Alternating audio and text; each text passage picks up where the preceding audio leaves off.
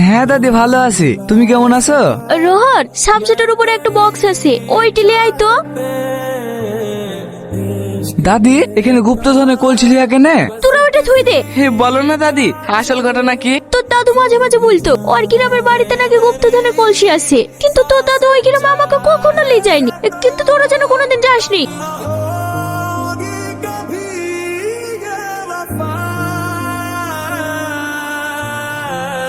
তোমাদেরকে তো আগে কোনোদিন এই গ্রামে দেখিনি। কার বাড়িতে বেড়াতে এসছো নাকি? আমার দাদুর বাড়ি এই গ্রামেই ছিল, তাই এসেছি। তোমার দাদুর নাম কি?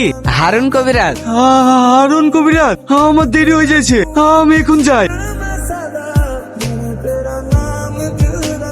থাকার কোনো জায়গা পালি? হ্যাঁ পেয়েছি। চল তোমরা আমার বাড়িতে চল। আমি কত করে বললাম যাসনি ওই আত্মা বাড়িতে, দরকার নেই অত টাকা পয়সা। জীবনে সুখী থাকতে হলে অনেক টাকা প্রয়োজন।